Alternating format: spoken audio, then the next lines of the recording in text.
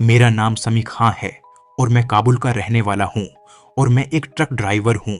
मैं जो वाकया आपके साथ शेयर कर रहा हूँ ये 30 साल पुराना है। उस वक्त में एक सामान पहुंचाने के लिए काबुल से बामियान जा रहा था। मेरे साथ मेरा हेल्पर हामिद भी था।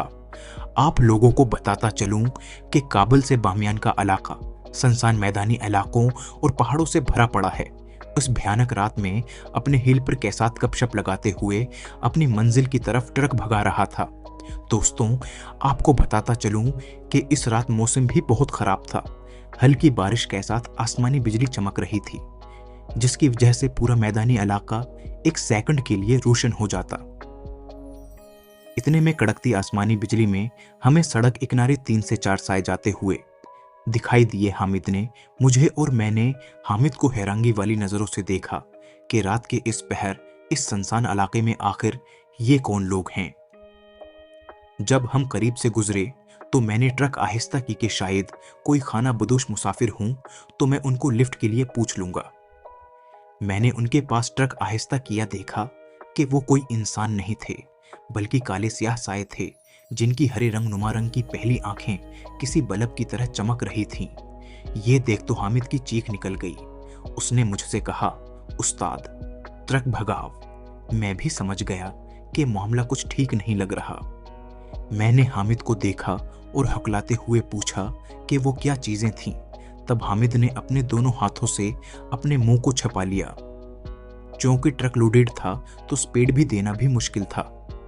खैर, कुछ फासला गुजरा तो हामिद ने जोर जोर से हंसना शुरू कर दिया और बार बार किसी अजीब जबान में कुछ कहे जा रहा था। मैं समझा शायद वो मजाक कर रहा है या पागल हो चुका है। ऐसा लगता था जैसे हामिद के अंदर से एक नहीं बल्कि कई लोग बोल रहे हों। अचानक उसने सड़क पर सामने की तरफ उंगली से इशारा किया। मैं क्या देखता हूं कि वहां सड़क के दोनों जानिब मैदान लोगों से भरे पड़े थे, जैसे कोई मेला लगा हुआ हो। इतने में हामिद चलते हुए ट्रक से कूद गया। अब मैंने उसको बहुत आवाजें दें, लेकिन वो सरपट उस मैदान में भाग रहा था।